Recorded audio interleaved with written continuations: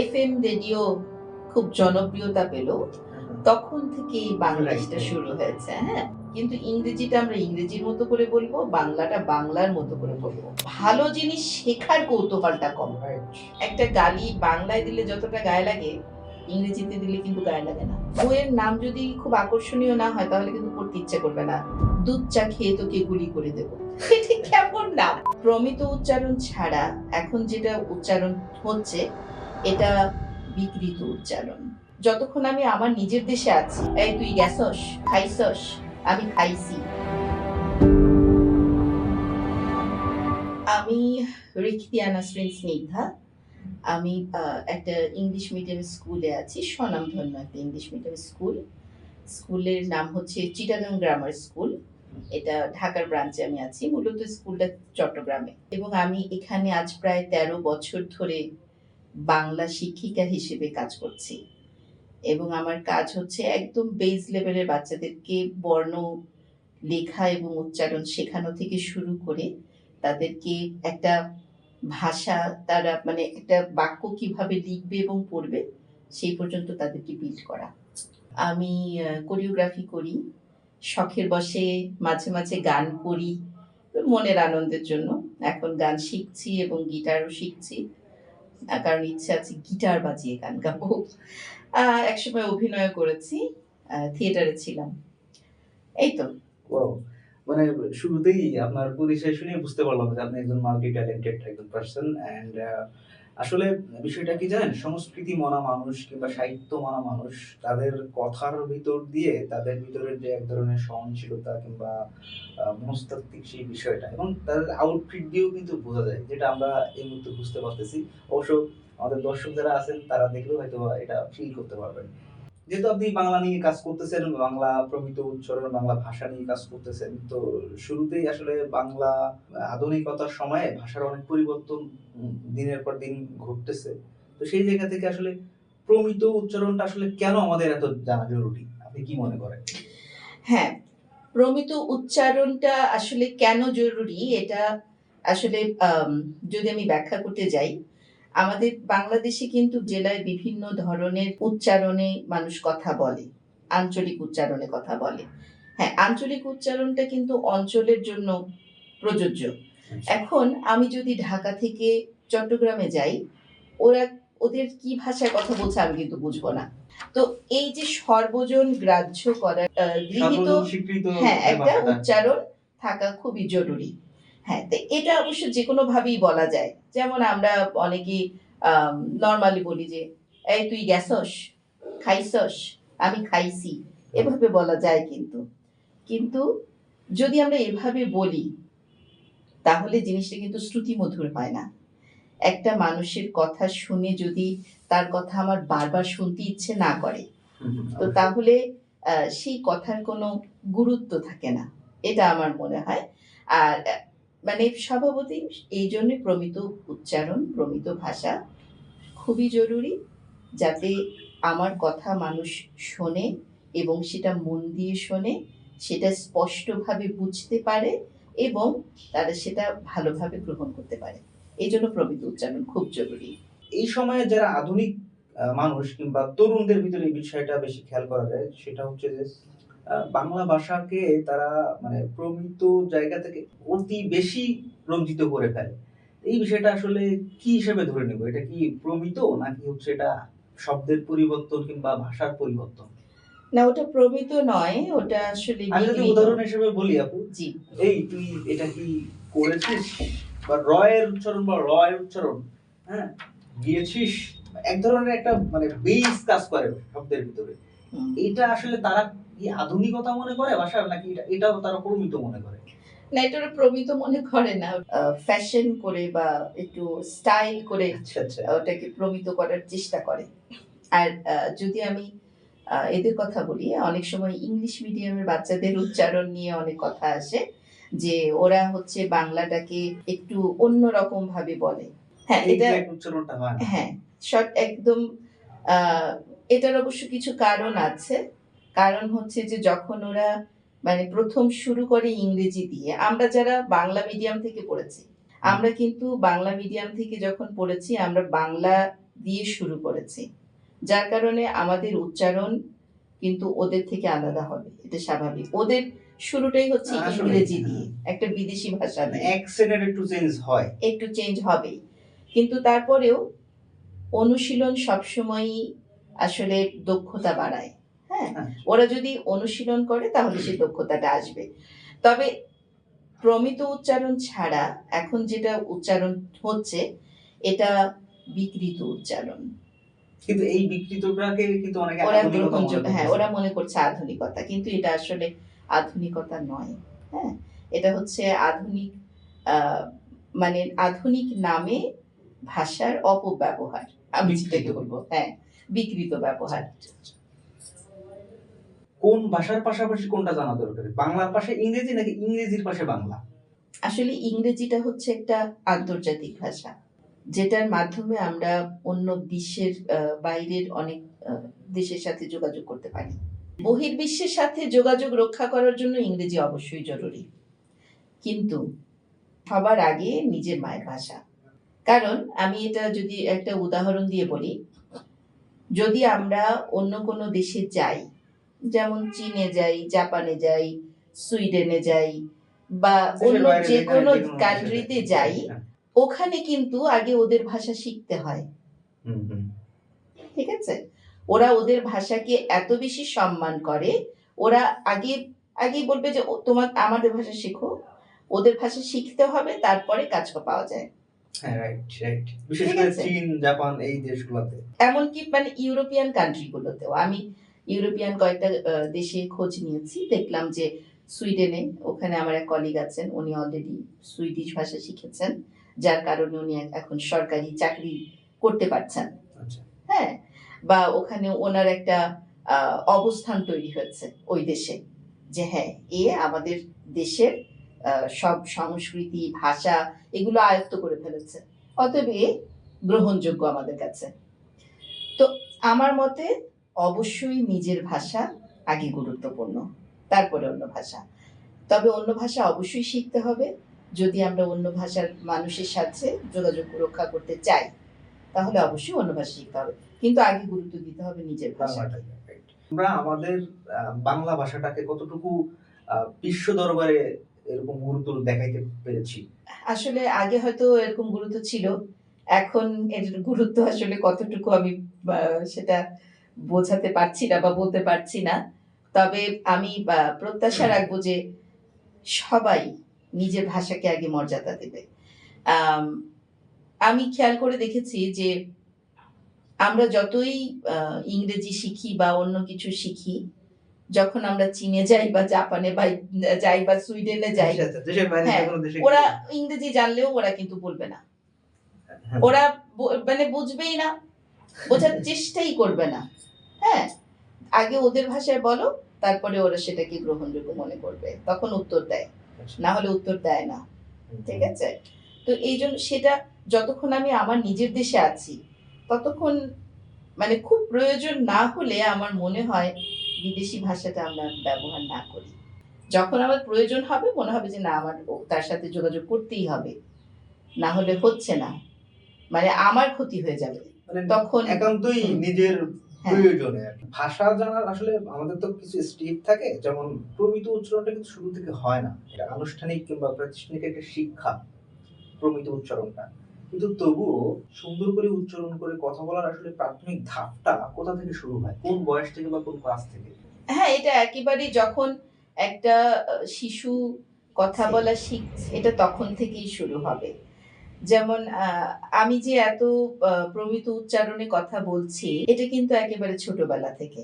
কারণ আমার বাবার শিক্ষণ হচ্ছে যে তোমাকে সুন্দর করে কথা বলতে হবে। যেন সেটা মানুষ শুনে মুগ্ধ হয়। হ্যাঁ? তো আমি ছোটবেলা থেকে এবং আমার বাসার সবাই কিন্তু এভাবেই কথা বলে। এটা পারিবারিক শিক্ষণ। তো একটা পরিবার হচ্ছে ১ম বিদ্যালয়। একটা পরিবার থেকে একটা শিশু শেখে। তারপরে গিয়ে হচ্ছে প্রাতিষ্ঠানিক এতে ঢুকে, বিদ্যালয়ে ঢুকে। মানে যেটা সামাজিকভাবে আ ওটা পরে। হ্যাঁ, ওখান থেকেও সে শেখে। যেমন হচ্ছে আমি যেটা করি, এখন আমি তো সব অভিভাবককে ঠিক করতে পারব না। তাই না? না। তো আমি যেটা করি, আমি যখন শিখাই, তখন আমি ওদেরকে বলে দেই যে এই যে আমি উচ্চারণটা করলাম এটা হচ্ছে সবথেকে সুন্দর উচ্চারণ এবং এটা সঠিক উচ্চারণ। তোমরাও তোমাদের বাসায় যারা ঠিকভাবে বলছে না তোমরা ওদেরকে ঠিক করে দেবে। আচ্ছা, আচ্ছা। এবং আমার শিক্ষার্থীরা সেটাই করে। তো এই বিদ্যালয় মানে বাসা এবং বিদ্যালয়, পরিবার এবং বিদ্যালয় এটা হচ্ছে প্রথম স্টেপস, প্রথম ধাপ একটা উচ্চারণ শেখার বা একটা কথা শেখার। মানে ভাষা কিভাবে গঠন হয়? একদম প্রথমে হচ্ছে ধ্বনি। হ্যাঁ। মানব সৃষ্টির প্রথমে ছিল ধ্বনি। মানুষ শুধু ও, আ, এরকম শব্দ করত। এটা উচ্চারণ। হচ্ছে ধ্বনি, আচ্ছা।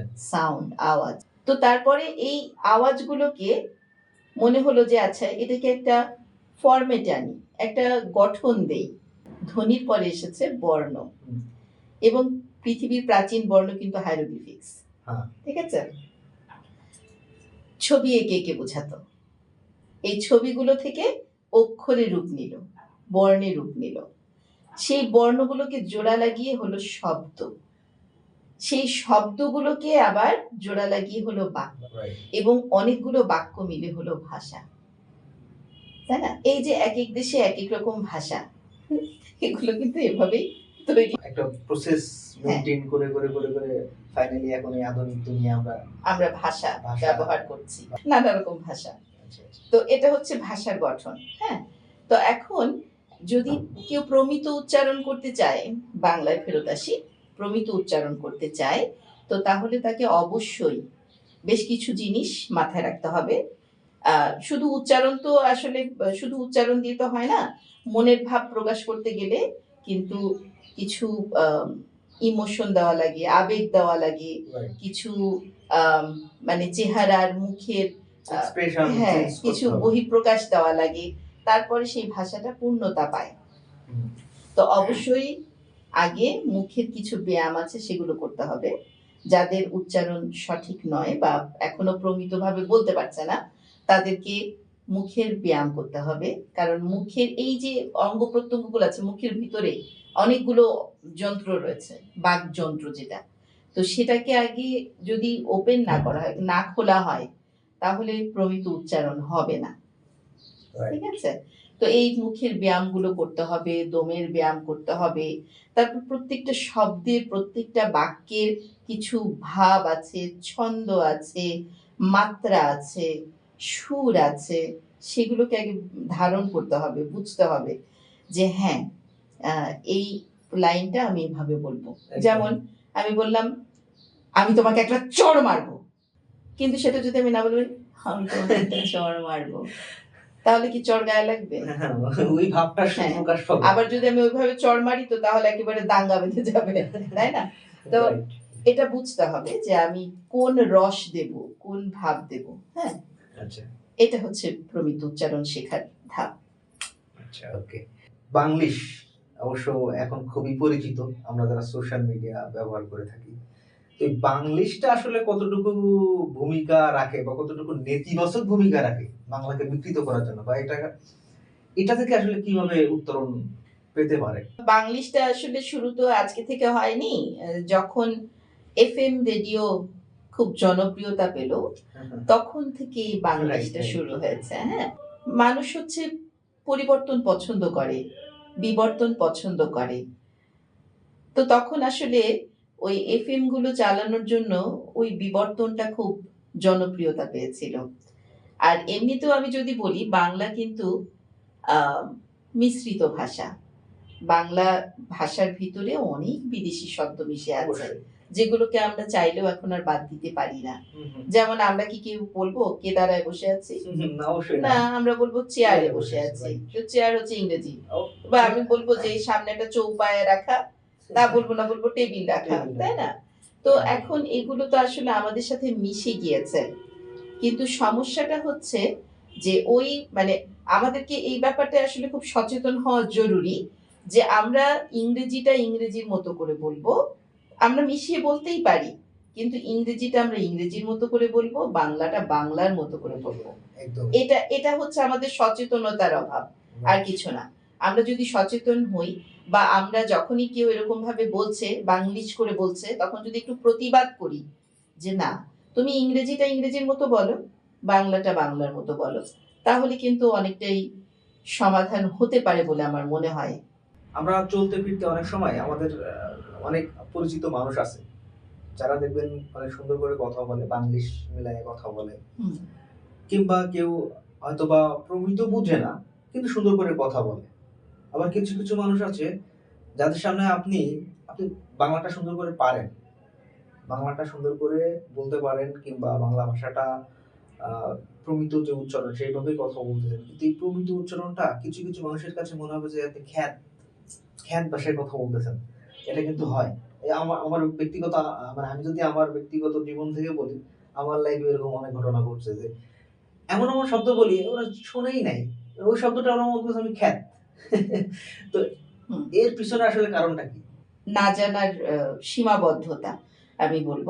যার কারণে হ্যাঁ, এরকম অভিজ্ঞতা আমারও হয়েছে। যেমন আমি কোনো একটা আ জায়গায় কথা বলছি হয়তো। সেখানে আমি বললাম যে, "উনি অত্যন্ত দূরদৃষ্টি সম্পন্ন।" এই যে দূরদৃষ্টি সম্পন্ন, এই শব্দটা হয়তো অনেকে জানে না। জানেন না, রাইট। এবং এই কথাটা ঠিক আছে? যখনই আপনি বলবেন, তখন এখানে ২ টা কারণ হতে পারে। হয়তো মনে করবে আপনি খুবই বেশি জ্ঞানী মানুষ অথবা আপনি খ্যাত মানুষ। হ্যাঁ, খ্যাত ভাববে না। কিন্তু মানে তারা মনে করবে যে আমি বোধহয় আলাদা কোনো শব্দ সৃষ্টি করছি। বা মানে আমার ক্ষেত্রে যেটা হয়েছে তারা সবসময় মানে তাচ্ছিল্য করেছে এভাবে যে আমি খুব বেশি জানি। আচ্ছা। হ্যাঁ? এবং তারা এরকমও বলেছে, "আমি তো এই শব্দ উচ্চারণই করতে পারব না।" ঠিক আছে? এরকম বলেছে। এ এ এমনকি আমি বাংলায় কোনো একটা জিনিস লিখেছি। যেমন আমি নাম লিখেছি ক্লিওপেট্রা। আচ্ছা। হ্যাঁ? বাংলায় লিখেছি। তো বলছে, "আমি পড়তেই পারি না।" বলে, "আমি এইটা পড়বারই পারি না।" ঠিক আছে? মানে সে যে পারে না, সেই জিনিসটা সে সম্মানের চোখেও দেখে না। না এটা এটা যে তার একটা মানে আ একটা অভাব বোধ, হ্যাঁ? মানে এই সেটা ফিল জিনিসটা করে ওর না। ভিতরে নেই। রাইট। যে আমি পারি না পড়তে। এটা তো আমার মানে ব্যর্থতা। ব্যর্থতা, হ্যাঁ। কিন্তু সেটাকে সে খুব বড় করে ফলাও করে বলছে, "আমি তো জীবনে এটা পড়বারই পারি না।" হ্যাঁ? তা আমি বললাম, "এটা তো নিজের মায়ের ভাষা না? অতএব এটা তো আ পড়া উচিত ছিল।" তবে হ্যাঁ, আমি যেটা বলব যে এখন যত দিন যাচ্ছে তত বাংলার আসলে প্রমিত যে ব্যাপারটা এটা হারিয়ে ফেলছে। তার হারিয়ে যে ফেলছি। রাইট, মাধুর্যটা রাইট। ছিল সেটা হারিয়ে ট্রু। ফেলছে। এটার কারণ হচ্ছে বিবর্তন বিবর্তন। ট্রু। এবং কৌতূহলের অভাব, জানতে চাওয়ার অভাব। কারণ আমি দেখেছি এখনকার জেনারেশনের ভিতরে কৌতূহল ব্যাপারটা খুব কম খুব কম, এক্সাক্টলি। এবং ভালো জিনিস শেখার কৌতূহলটা কম। রাইট। এবং আরো একটা জিনিস খেয়াল করবেন। আপনি একটা জিনিস জানেন, বুঝেন, কিন্তু ওই জিনিসটা আপনি প্রয়োগের জায়গা পাবেন না। আপনি বাংলা ভাষায় সুন্দর করে কথা বলতে পারেন। কিন্তু আপনি বলবেন কার সাথে? সো হ্যাঁ, এটাও একটা কারণ হতে পারে আমার মনে হয়। আপনি কি মনে হ্যাঁ, করেন? হ্যাঁ, সেটাও হতে পারে যে প্রয়োগের ক্ষেত্রের অভাব। অ্যা দেখেন ইউনিভার্সিটি বলেন, স্কুল কলেজগুলা বলেন, এখানেও কিন্তু প্রমিত হ্যাঁ, আমরা বইতে পরীক্ষার জন্য যতটুকু আছি মাশাআল্লাহ ওগুলা শিখি। কিন্তু আসলে বাস্তবিক অর্থে ওইটা আসলে কতটুকু কার্যকরী হয়? প্রতিষ্ঠানগুলাতে কিংবা চলতে ফিরতে কথা বলতে। এটা কি হয় আসলে? না আসলে হচ্ছে না। আ আমি স্বীকার করি হচ্ছে না, অনেকাংশেই হচ্ছে না। দেখা যায় যে মা অনেক মানে আ আ শিক্ষক অনেক শিক্ষকও হয়তো প্রমিত উচ্চারণে কথা বলে না। হ্যাঁ, রাইট। ঠিক আছে? যেখান থেকে শিক্ষার্থীরা শিখবে। তো মানে একজন শিক্ষকের প্রধান জায়গাই কিন্তু এটা। যে আমার কথার মুগ্ধতা দিয়ে শিক্ষার্থীদেরকে আমি ধরে রাখবো। ট্রু। হ্যাঁ? যে মানে আমাদের সময় কিন্তু এরকম ছিল। আমাদের কয়েকজন শিক্ষক ছিলেন, আমরা মন্ত্রমুগ্ধের মতো তার ক্লাস করতাম। ট্রু। মানে তার এবং উচ্চারণ এবং তার বলার ধরন, আমাদেরকে শেখানোর ধরন এত চমৎকার ছিল, মানে কোন দিক থেকে যে ৪০ টা মিনিট পার হয়ে গিয়েছে বোঝাই যেত না। হ্যাঁ, এত আমরা ভাবতাম যে শ্রুতিমধুর। মনে হলো যে মিস মাত্র এলো, স্যার মাত্র এলো আর শেষ হয়ে গেল। তো এই ব্যাপারটাও মনে হয় এখন খুব কম, আমার মনে হয়। যদিও আমি আসলে সব স্কুল কলেজের কথা আমি জানি না। তবে এটা আমার মনে হয় মেক্সিমাম কম। এখন দেখা যায় বলা যায়। বাংলা সংস্কৃতির ভিতরে, বাংলা ভাষার ভিতরে কিন্তু বাংলা গালিরও একটা ভীষণ বড় একটা বিরাট হুম, একটা ভূমিকা আছে। হুম। এই গালির সংস্কৃতিটা আসলে কিভাবে শুরু হলো? বা এখন বর্তমানে এই গালিটা কি খুব বেশি বিকৃত হচ্ছে? নাকি এটাও সংস্কৃতি? গালি তো আগে প্রচলিত ছিল খুব কম। ছিল, প্রচলিত ছিল। কিন্তু গালিটা প্রবর্তিত হয়েছে আমার মনে হয় বিভিন্ন অঞ্চল থেকে। যদিও এ ব্যাপারে আমার জানার পরিধি খুব কম। মানে আচ্ছা। গালি নিয়ে আমি কখনো কাজ করিনি। না এটা তো ডেফিনিটলি একটা হ্যাঁ, মানে বাংলা ভাষারই হ্যাঁ, যেগুলো একটা অংশ। বাংলা ভাষারই অংশ। গালি মানুষ খুব রেগে গেলে গালি দেয়। ইয়েস আ যদিও মানে আমি কখনো গালি দেইনি। কারণ আমার মনে হয় যে মানুষের সুন্দর কথা দিয়েও মানুষকে তীরবিদ্ধ প্রতিবাদ করা করা যায়, যায়। বোঝানো যায়। হ্যাঁ, গালি এক্সাক্টলি দিয়ে নয়। গালি ছাড়াও সুন্দর বক্তব্য দিয়েও মানে বিদ্ধ করা যায়। হুম? তো এই গালিটা আসলে আ এখন এত বেশি প্রবল আকার ধারণ করার একটাই কারণ যে আগে কিন্তু মানুষ একটা গালি দিতে গেলেও মানে আমি যদি কাউকে কুত্তার বাচ্চা বলে গালি দেই, তারপরেও আমার মনে হবে যে আমি একটা মানুষকে এরকম ভাষায় বলবো বা আমার নিজের কাছে কেমন একটা অপরাধ অনুতপ্ত বোধ হ্যাঁ, লাগতো। হ্যাঁ, এক্সাক্টলি যে রিগ্রেট আমি ফিল একটা হতো। মানুষকে এরকম ভাবে বলবো। এই ব্যাপারটা আসলে খুব সহজলভ্য হয়ে গেছে। রাইট। কেউ এটাকে অপরাধ বোধ মনে করে না। যার কারণে এই কারণে এত নির্দ্বিধায় গালি হ্যাঁ, দেয়। নির্দ্বিধায় গালি দেয়। আচ্ছা, গালির প্রসঙ্গ যেহেতু আসলো, এখন খুব জানতে ইচ্ছে করতেছে, প্রতিবাদের ভাষা। প্রতিবাদের ভাষা এখন কিন্তু বাংলা থেকে ইংরেজিতেই হয়ে যাচ্ছে বেশি। হুম। আপনি ফেস্টুন, প্ল্যাকার্ডে দেখবেন যে উই ওয়ান্ট জাস্টিস, আমরা বিচার চাই, আমরা এটা করি, ওইটা করি। আগে এগুলা খেয়াল করা যেত বা আমরা দেখতাম। কিন্তু এখন জিনিসটা একটু অন্যভাবে ঘুরে দাঁড়িয়েছে। সেটা হচ্ছে যে প্রতিবাদের ভাষাও কি এখন বাংলাকে একটু অফ রেখে ইংরেজিতে চলে যাচ্ছি আমরা? আ হ্যাঁ, আমিও এটা খেয়াল করেছি যে বিভিন্ন আম প্রতিবাদ লিপি ভিতরে ইংরেজিতে লেখা হচ্ছে। হ্যাঁ, আ তো যখন মানে এরকম হয়, ইংরেজিতে লেখা হয় তখন আমি আসলে একটু আ হাসি এবং আমার ভালোই লাগে। মনে হয় যে যাক আমার দেশের ভাষা নয়, অন্য দেশের ভাষায় প্রতিবাদ মানে হচ্ছে। এতটা গায়ে লাগে হ্যাঁ, না গায়ে আরকি। লাগে না। একটা খেয়াল করে দেখবেন, একটা গালি বাংলায় দিলে যতটা গায়ে লাগে, ইংরেজিতে দিলে কিন্তু গায়ে লাগে না। হ্যাঁ? রাইট। যেমন আমি বললাম, "ইডিয়েট" গায়ে লাগবে না। কিন্তু আমি যদি বলি, "গাধার বাচ্চা" তেমনই গায়ে লাগে। লাগবে। হ্যাঁ। মানে এটা মনে হয় ভাষা যেহেতু আমাদের নাই কারণে। হ্যাঁ, তো এখন যারা ইংরেজিতে আ এই প্রতিবাদ লিপিগুলো লিখছে, তারা মনে হয় এ ব্যাপারে সচেতন না। তারা বোঝে না যে আমি ইংরেজিতে লিখলে এটা আসলে গায়ে লাগবে না। এজন্য লেখে। না তাহলে কি এটা হতে পারে? আপনার কথার সাথে আমি একমত। এই কারণে একমত। কারণ দেখেন বর্তমান সময়ে বাংলাদেশের যে অবস্থা, এখন প্রতিদিনই মোটামুটি আ আপনার মিছিল বলেন, মিটিং বলেন কিংবা সভা-সমাবেশ, প্রতিবাদ হতেই মানে চলছে আরকি রাস্তায়। যেকোনো ইস্যু নিয়ে ধরেন একটা ভীষণ বড় আ আন্দোলন হলো। তো আন্দোলনের ভাষা যেমনটা বললাম ইংরেজি থাকে। এখন ইংরেজি থাকার কারণে কি কর্তৃপক্ষের কান পর্যন্ত পৌঁছায় না? হতে পারে আমার মানে আসলে যেমনটা গালি দিয়ে হুম। উদাহরণ দিলেন। হ্যাঁ, হতে পারে। তবে মা আমার মনে হয় যে যারা মানে রাজনৈতিক অঙ্গনে রয়েছেন, যদিও আসলে আমি রাজনৈতিক অঙ্গন নিয়ে কথা বলতে খুব একটা স্বাচ্ছন্দ্য বোধ করি না। আ কারণ আমার কাজ হচ্ছে শিক্ষকতা। হ্যাঁ, আমি শিখাতেই বেশি পছন্দ করি। আ কিন্তু আমার মনে হয় যারা রাজনৈতিক অঙ্গনে আছে, তাদের ভাষার ব্যবহার এবং উচ্চারণে যথেষ্ট আ মানে সচেতন হওয়া প্রয়োজন।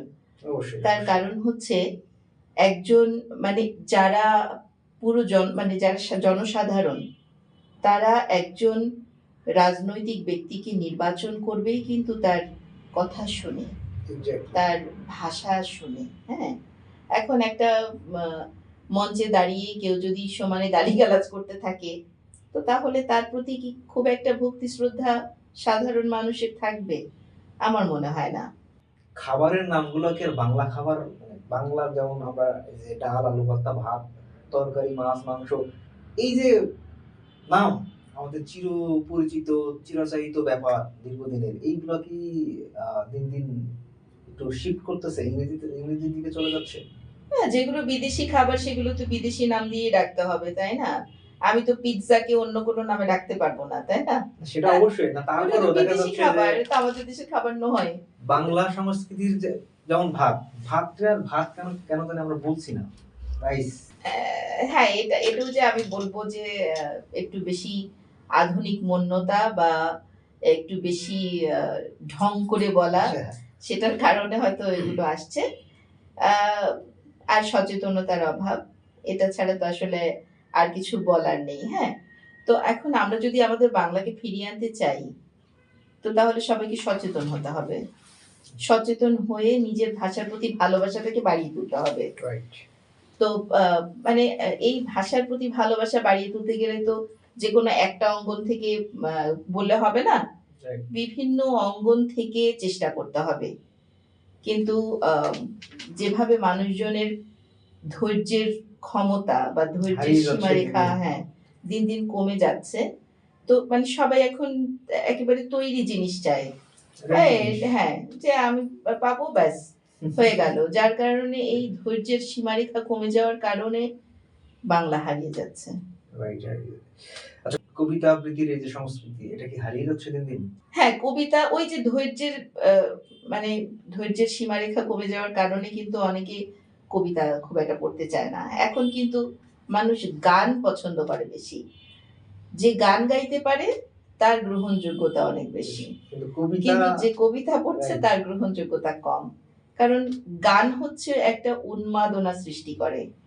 তাই না? হুম।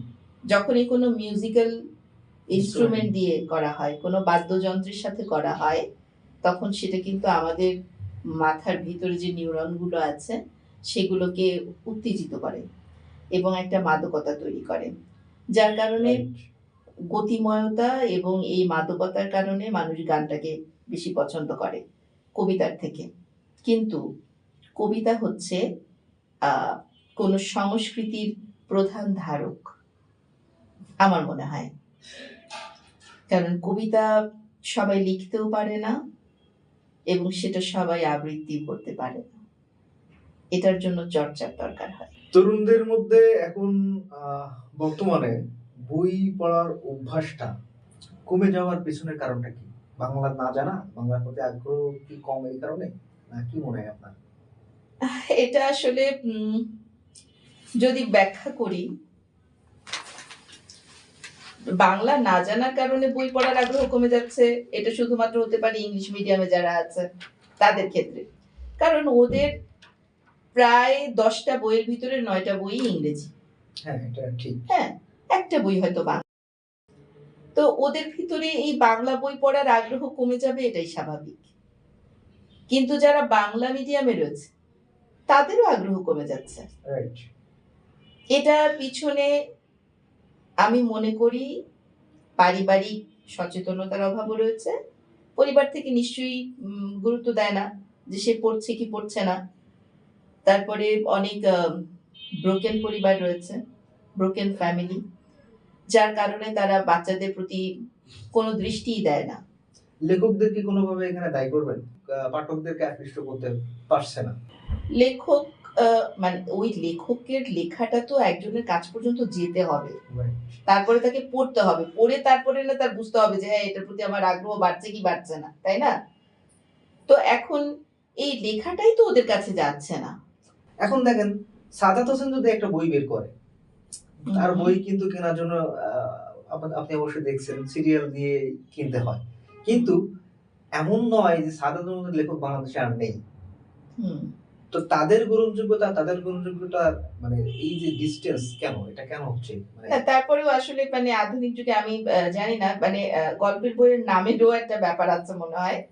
নামের মানে বইয়ের নাম যদি খুব আকর্ষণীয় না হয় তাহলে কিন্তু পড়তে ইচ্ছে করবে না। যেমন আমি বিগত বইমেলায় বোধহয় একটা বই দেখেছিলাম, 'দুধ চা খেয়ে তোকে গুলি করে দেব।' এটা কেমন নাম?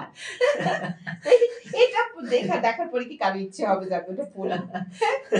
তারপরেও আবার অনেকে মানে খুব কৌতূহলবশত আবার অনেকে কিনেছে এবং পড়েছেও সেটা। কিন্তু আমরা হচ্ছি যারা সমরেশ মজুমদার পড়েছি, শীর্ষেন্দু পড়েছি, হুমায়ূন আহমেদ পড়েছি, তারপরে আমরা মাসুদ রানা পড়েছি, হ্যাঁ, হ্যাঁ, বেঞ্চে। সেবা রোমান্টিক পড়েছি, কাজী আনোয়ার হোসেন, রকিব হাসান, কিশোর থ্রিলার, এগুলো যারা পড়েছি তাদের কাছে আসলে এই লেখাগুলো আর এই এখন আমরা নামগুলো বইমেলায় আর এখন আমরা বইমেলায় পড়ি হচ্ছে হিরো আলমের বই কিংবা হ্যাঁ ওই যে অসম দম্পতি সেটাই। উচ্ছে পড়তেছি আমরা তাদের বই কেনার জন্য। এটাও তো এক তো ধরনের এই বিকৃতি ধরনের বলা যেতে বইগুলো পারে। কিনে আসলে অনেকেই টাকার অপচয় করতে চায় না মনে হয় আমার কাছে। এখানে কিন্তু প্রকাশনী যারা আছে সম্পাদক তারাও কিন্তু কিছুটা দায়ী, কারণ তারা মানে সংস্কৃতিটা বা সাহিত্যটাকে এটা বিজনেস ব্যবসায়ের দিকে নিয়ে যাচ্ছে। তারা কিন্তু চাইলে কিন্তু এই কিছুটা ব্যবসা করতে তো পারে। প্রথমেও ছিল। এটা তো মানে প্রকাশনী সংস্থার ব্যবসা, এটা তো আজকে থেকে না, অনেক আগে থেকেই, তাই না? এটাই তাদের একমাত্র কর্মদক্ষতা। তো ওদেরকে আসলে আমি মানে কোনো দায় দিতে চাই না। তবে যিনি লেখক ওনার আরেকটু সচেতন হওয়া উচিত বা ওনার একটু ভাবা উচিত যে কোন ধরনের নাম আমি দিতে পারি যেটা রাইট। আকর্ষণ করবে, হ্যাঁ? তবে বই পড়ার ক্ষেত্রে আমার মনে হয় শিক্ষকদের ভূমিকাও অত্যন্ত গুরুত্বপূর্ণ। কারণ একজন শিক্ষকই পারেন বই পড়ার প্রতি আগ্রহী করে তুলতে। রাইট। ঠিক আছে?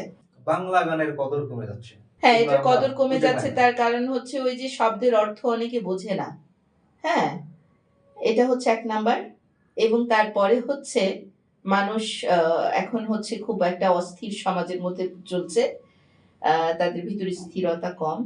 তারা সবকিছু গতিময়, অস্থির জিনিস পছন্দ করে এবং ওই যে বিকৃত উচ্চারণ, ওটাকে বেশি পছন্দ করে।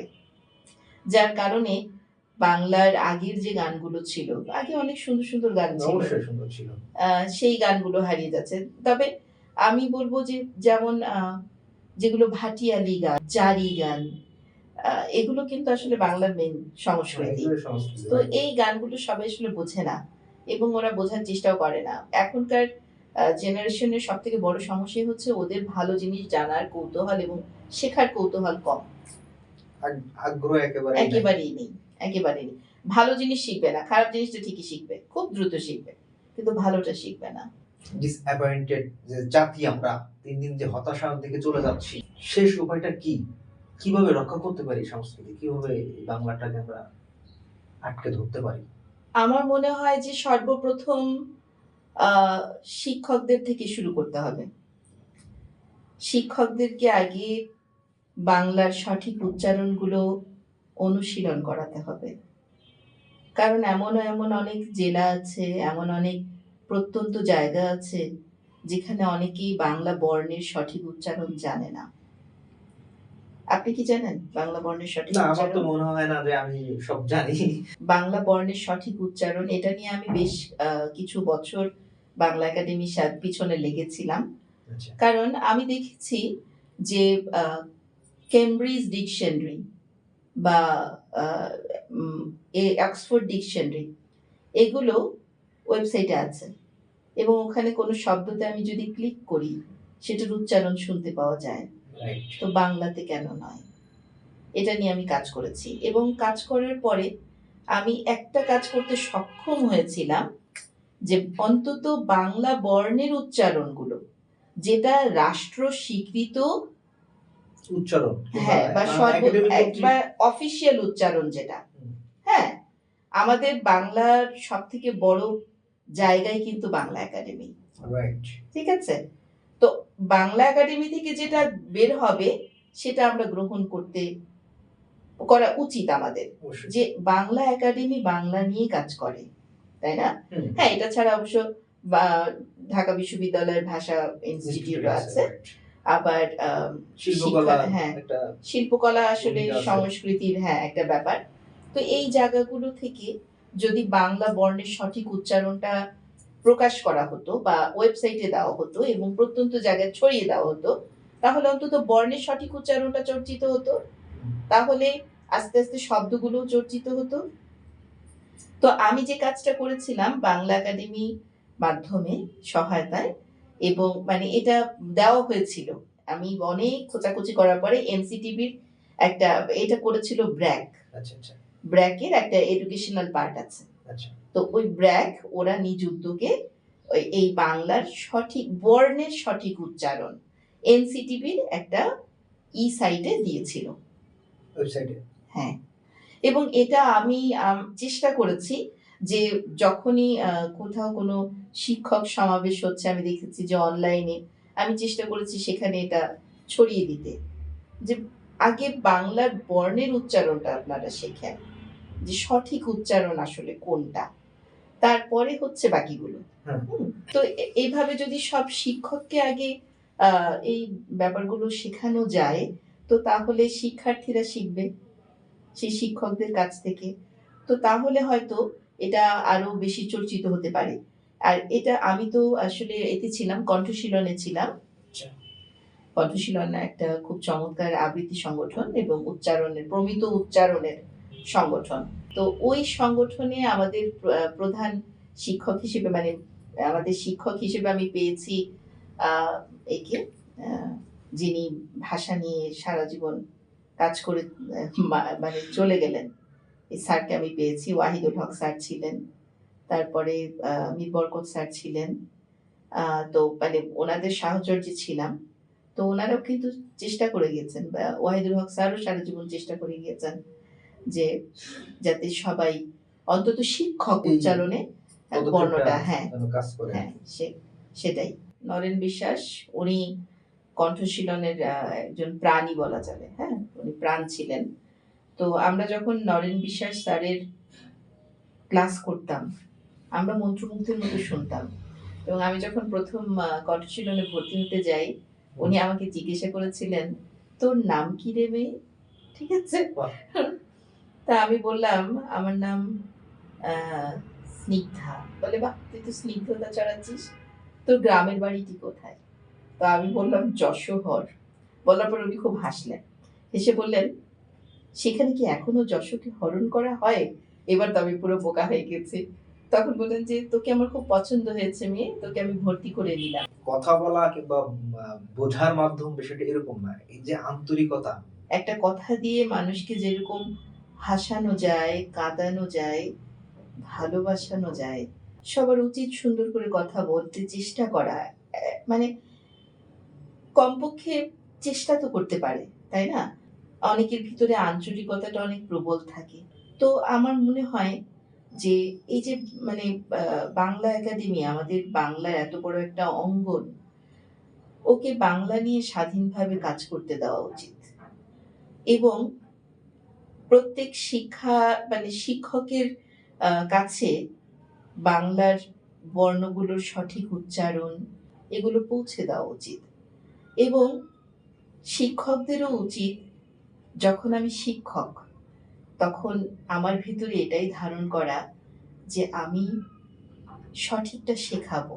এই যে আগ্রহ, এই যে আমি ইংরেজিতেই বলি প্যাশন বা ডেডিকেশন, হ্যাঁ, এটা প্রত্যেক শিক্ষকের ভিতরে যদি থাকে, তাহলে সত্যি অনেক কিছু বদলে যেত, অনেক কিছু পাল্টে যেত। তবে আমি যেটা করছি শিক্ষক হিসেবে এখন, আমার উদ্দেশ্যই হচ্ছে আমি যা কিছু এত বছর ধরে অর্জন করেছি তা আমি সবার মাঝে বিলিয়ে দিয়ে যাব। এইটাই আমার প্রতিজ্ঞা, একমাত্র প্রতিজ্ঞা, যে আমি চেষ্টা করে যাচ্ছি। হয়তো শেষ অবধি এটা, হ্যাঁ, যে যতক্ষণ, কারণ নরেন বিশ্বাস স্যার, তারপরে ওয়াহিদুল হক স্যার, তারপরে মীর বরকত স্যার, গোলাম সারোয়ার স্যার, ওনারাও চেষ্টা করে যাচ্ছেন ওনাদের পক্ষ থেকে, যেখান থেকে একেবারে শুরু সেখান থেকে যেন সবকিছু সঠিকভাবে হয়। যে আমরা বর্ণের সঠিক উচ্চারণ, বাংলা বর্ণের সঠিক উচ্চারণগুলো শিখব, জানব, তারপরে শেখাবো। এবং শিক্ষকতাটাকে আমরা ব্যবসা হিসেবে নেব না, শিক্ষকতাটাকে আমরা হ্যাঁ সেবা হিসেবে নেব। এবং আমি একজনকে শিখাচ্ছি, আমার মাধ্যমে একটা জাতি গড়ে উঠছে, এই অনুভবটা যেন সবার ভিতরে থাকে। সর্বশেষ আপনার কাছ থেকে একটা কবিতা শুনতে চাই। তালেব মাস্টার, আশরাফ সিদ্দিকী। তাল সোনাপুরের তালেব মাস্টার আমি, আজ থেকে আরম্ভ করে 40 বছর দিবসযামী যদিও করেছি লেন নয়, শিক্ষার দেন। মাফ করবেন, নাম শুনেই চিনতেন। এমন কথা কেমন করে বলি? তবুও যখন ঝাড়তে বসি স্মৃতির থলি, মনে পড়ে অনেক কচি মুখ, চপল চোখ। শুনুন, গর্বের সাথে বলি, তাদের ভেতর অনেকেই এখন বিখ্যাত লোক। গ্রাম্য পাঠশালার দরিদ্র তালিম মাস্টারকে না চিনতে পারেন, কিন্তু তাদেরকে নাম শুনেই চিনবেন। মোনাজাত করি, খোদা তাদের আরো বড় করেন। অনেক বয়স হয়ে গিয়েছে আমার, পিঠ বেঁকে গিয়েছে, আর চোখেও ভালো দেখি না তেমন। তাই ভাবছি সময় থাকতে এখন আত্মকাহিনীটা লিখে যাব আমার। রবিবাবু থেকে আরম্ভ করে আজকের তারাশঙ্কর বন্দ্যোপাধ্যায়, আর কত সাহেব, চট্টোপাধ্যায়, মুখোপাধ্যায়, রায়, কত কাহিনী আপনারা লিখে গেলেন। কিন্তু মানিকবাবু, আপনি কি এমন একটা কাহিনী শুনেছেন কোথাও রোমাঞ্চ নেই, খাঁটি করুণ বাস্তবতা এবং এই বাংলাদেশেরই কথা? নমস্কার, আমি সেই তালসোনাপুরের তালেব মাস্টার। আরম্ভটা শুধুই সাধারণ, কারণ রক্ত স্নানে শুভ্র হয়ে 70 বছর পূর্বে যখন হাসলাম এবং বাড়লাম, তখন থেকেই ট্র্যাজেডি চলেছে অবিরাম। লেখাপড়ায় যদিও খুব ভালো ছাত্র ছিলাম, 8ম শ্রেণীতে উঠেই বন্ধ করে দিতে হলো। কারণ পিতামাতার সংসারে নিদারুণ অনটন। জমিদার সাহেবের কৃপায় চাকুরি জুটে গেল একখানা, ডজন খানেক ছেলে মেয়ে পড়ানো, মাসিক বেতন 3 টাকা 8 আনা। তাদের মধ্যে একজন এখন ব্যারিস্টার। জানি না তালেব মাস্টারকে মনে আছে কিনা তার। পাঠশালা খুলেছে, তারপর সুদীর্ঘ দিন ধরে বহু ঝঞ্ঝা ঝড় বয়ে গেছে। ভুলেছে অক্লান্তভাবে জ্ঞানের প্রদীপ জ্বেলেছি। পানির মতো বছর কেটে গেল, কত ছাত্র গেল, প্রমোশন পেল, কিন্তু 10 টাকার বেশি প্রমোশন হয়নি আমার। কপালে করাঘাত করেছিলাম জীবনে প্রথম সেবার, যখন টাকার অভাব একটি মাত্র ছেলের পড়া বন্ধ হলো। আকরার বাজার, চাল নুনের কাবার। কি বা করার ছিল আমার? ঘরে বৃদ্ধ মা বাপ পুরাতন জ্বরে ভুগে ভুগে তারাও যখন ছাড়লো শেষ হাফ, দুঃখ করে শুধু খোদাকে বলেছিলাম একবার, এত দরিদ্র এই তালেব মাস্টার, তবু ছাত্রদের বোঝাই প্রাণপণ, সকল ধনের সার বিদ্যা মহাধন। দেশে আসলো কংগ্রেস, স্বদেশী আন্দোলন, মহাত্মার অনশন, দেশব্যাপী সে কি আলোড়ন। খিলাফতের ঝড় বইছে এলোমেলো। খোড়ো ঘরে ছাত্র পড়াই আর ভাবি, এই সুদিন এলো। মন দিয়ে বুঝাই পলাশির যুদ্ধ, জালিয়ানওয়ালার হত্যা, হযরত মুহাম্মদ, রাম, লক্ষণ আর বাদশাহ সোলে। গুনগুন করে গান গাই, একবার বিদায় দে মা, ঘুরে আসি। অভিরামের হয় দীপান্তর, ক্ষুদিরামের মাগো হয় ফাঁসি। আসলে মুসলিম লীগ, কমিউনিস্ট বন্ধু, সকলের কথাই ভালো লাগে। ভাবি এরাও বুঝি দেশের বন্ধু। কোথায় শুনি ঝগড়া লেগেছে, আগুন জ্বলেছে, জ্বলুক, ওরা তবু তো জেগেছে। ভাই ভাই ঝগড়া কদিন, যাক, নিববেই। বলি, লেজে যদি তোদের আগুন লেগেই থাকে, তবে শত্রুর স্বর্ণলঙ্কায় পোড়া। ছেলেটি কাজ করে মহাজনী দোকানে, মাসিক 5 টাকা বেতনে। প্রাণে তবুও বেঁচে আছি। আসলো 50 সাল, ঘরে বাইরে হাটে বাটে আকাল, ঘোর আকাল। 100 টাকা চালের মন 50, হায় 50। দিনের পর দিন উপাস, হায় উপাস। গ্রামের পর গ্রাম কাল কলেরায় উজাড়। নিরীহ তালেব মাস্টারের বুকেও বজ্র পড়ল। কলেরায় ছেলেটি মারা গেল বিনা পথ্যে, বিনা শুশ্রূষায়। কাফনের কাপড় জোটেনি, তাই বিনা কাফনে 22 বছরের বুকের মানিককে কবরে শুইয়ে দিয়েছি এখানে। এই শেষ নয়, শুনুন বলি, মেয়েটাকে বিয়ে দিয়েছিলাম পাশতলি, সেখানেও আকাল, মানুষে মানুষ খায়।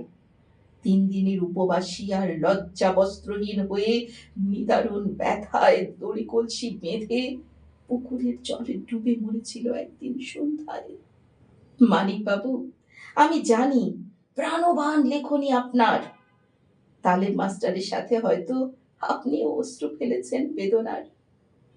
কিন্তু আশ্চর্য, আজও বেঁচে আছি আমি, এবং অক্লান্তভাবে দিবসযামী তাল সোনাপুরের প্রাইমারি পাঠশালায় বিলাই জ্ঞানালোক।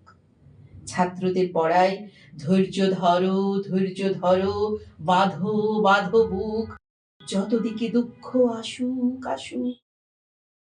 শুভাকাঙ্ক্ষীরা সকলে আমায় বলে বোকা মাস্টার, কারণ ঘরের খেয়ে যে বোনের মুষ তাড়ায়, তাছাড়া সে কি আর, আমরা তো স্বাধীন। কিন্তু তালেব মাস্টারের তবু ফিরল না তো দিন। স্ত্রী ৬ মাস অসুস্থা, আমারও সময় হয়ে এসেছে, এই তো শরীরের অবস্থা। ৫ মাস হয়ে গেছে, শিক্ষা বোর্ডের বিল নাই, হয়তো এবারের টাকা আসতে আসতে শেষ হবে আয়ু। তাই শতছিন্ন জামাটা কাঁধে ফেলে এখনো পাঠশালায় যাই, ক্ষীণ কণ্ঠে পড়াই। হে মোর চিত্ত, পুণ্য তীর্থে জাগরে ধীরে, এই ভারতের মহামানবের সাগর তীরে। মনে মনে বলি, যদি ফোটে একদিন আমার এইসব সূর্যমুখীর কলি। ইতিহাস সবই লিখে রেখেছে, রাখবে, কিন্তু এই তালেব মাস্টারের কথা কি লেখা থাকবে? আমি যেন সেই হতভাগ্য বাতিওয়ালা, আলো দিয়ে বেড়াই পথে পথে, কিন্তু নিজের জীবনই অন্ধকার মালা। মানিকবাবু, অনেক বই পড়েছি আপনার। পদ্মা নদীর মাঝির ব্যথায় আমি কেঁদেছি বহুবার। খোদার কাছে মোনাজাত করি, তিনি আপনাকে দীর্ঘজীবী করুন। আমার অনুরোধ, আপনি আরো একটা বই লিখুন, আপনার সমস্ত দরদ দিয়ে তাকে তুলে ধরুন, আর আমাকেই তার নায়ক করুন। কোথাও রোমান্স নেই, খাঁটি করুন বাস্তবতা। ধন্যবাদ। দর্শক আপনারা অবশ্যই বুঝতে পারছেন উনি আসলে কতটুকু বাংলাকে ভালোবাসেন, ধারণ করেন। একেবারে শেষ ২-১ লাইনে যদি বাংলাদেশ নিয়ে কিছু বলতে চান আপনি। হ্যাঁ, বাংলাদেশ আসলে যেটা আমার মাতৃভূমি, সেটাকে আসলে আহ, কি বলবো, মানে জীবন দিয়ে হলেও যেন দেশটাকে ভালোবাসতে পারি এবং দেশের জন্য কিছু করে যেতে পারি, এটা আমার ইচ্ছা। এবং আমারও মনে হয় সবার উচিত নিজের দেশকে ভালোবাসা। হ্যাঁ, অনেকেই হয়তো দেশের বাইরে চলে গিয়েছে প্রয়োজনে, জীবিকার তাগিদে চলে গিয়েছে, কিন্তু যদি সত্যি আমরা আমাদের দেশটাকে সেইভাবে গড়ে তুলতে পারতাম, হিংসা বিদ্বেষ মারামারি গালিগালা যেসব ভুলে গিয়ে যদি দেশটাকে সুন্দর করে করতে চাইতাম এবং দেশটাকে সুন্দর করে গড়ে তুলতাম, তাহলে হয়তো আমরাও অনেক ভালো কোনো অবস্থানে থাকতে পারতাম এবং দেশটা আরো সুন্দর হয়ে উঠত। বিবর্তনের মাধ্যমে আসলে অনেক কিছুই পরিবর্তিত হচ্ছে, কিন্তু সব পরিবর্তন যেন ভালো কিছু বয়ে আনে, দেশকে আরো সুন্দর করে তোলে, মানুষের ভিতরে হিংসা বিদ্বেষ যেন কমে যায়, এটাই প্রত্যাশা। ধন্যবাদ সবাইকে।